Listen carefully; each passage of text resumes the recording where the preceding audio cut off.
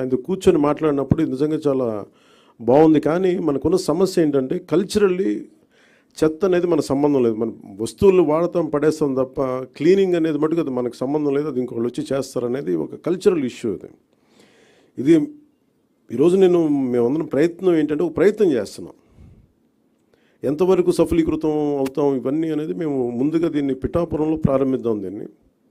ఎందుకంటే అది నా కంట్రోల్లో కంప్లీట్గా ఉంటుంది కాబట్టి ముందు ఆ ప్రయత్నం చేద్దాం. అక్కడ దాదాపు 54 పంచాయతీలు ఉన్నాయి. అక్కడ 2 మున్సిపాలిటీలు ఉన్నాయి, కొలప్రోలును పిఠాపురం. సో ఇక్కడ ప్రారంభిద్దాం ముందు.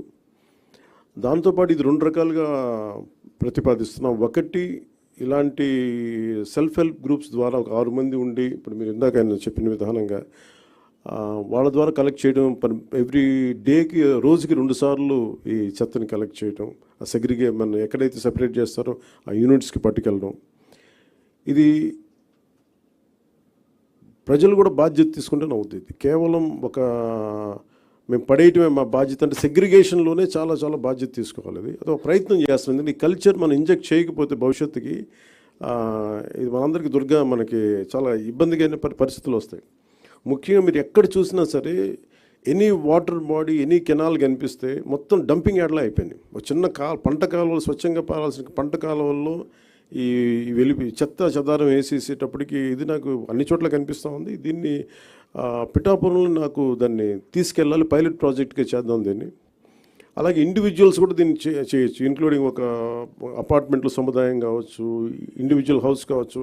వాళ్ళకు కూడా దీన్ని గ్రూప్గానే కాకుండా ఒక 250 ఇళ్ళకే కాకుండా వ్యక్తులుగా కూడా ఒక కుటుంబం చేయాలనుకుంటే ఏం చేయొచ్చు, అలాంటి ప్రతిపాదనలు కూడా శ్రీనివాసన్ గారి దగ్గర ఉన్నారు. వీటికి ముందస్తుగా మేము చేయదలుచుకుంది ఏంటంటే ఒక మాస్టర్ ట్రైనర్స్ని తయారు చేద్దాం. ఒక 50 మంది నుంచి 70 మంది మాస్టర్ ట్రైనర్స్ని తయారు చేసి ఈ కాన్సెప్ట్ని ఎక్కువ మందికి అర్థమయ్యేలా చెప్పి దీన్ని ముందుకు తీసుకెళ్ళాలి. దాంట్లో భాగంగా మిమ్మల్ని అందరినీ ఇక్కడ పిలవడం జరిగింది. మరి if you go into detail, ప్రతి డీటెయిలింగ్ వెళ్తే నిజంగా అందరం కలెక్టివ్గా అనుకుంటే ఖచ్చితంగా పాసిబిలిటీ చేయొచ్చు. ఇది కాదు, అది వ్యక్తితో మొదలవ్వాలి. సో నేను పొద్దున్న పెట్టిన ప్రతిపాదన కూడా ఏంటంటే నాకే అనిపించింది ఆయనతో మాట్లాడినప్పుడు, ముందు నేను ఎక్కడైతే ఉంటున్నా నా క్యాంప్ ఆఫీస్ కానీ, లేదంటే నేను ఇప్పుడున్న నా ప్రైవేట్ క్యాంప్ ఆఫీస్ కానీ, లేదంటే జనసేన పార్టీ ఆఫీస్ కానీ, ముందు వీటితో మొదలు పెడదాం.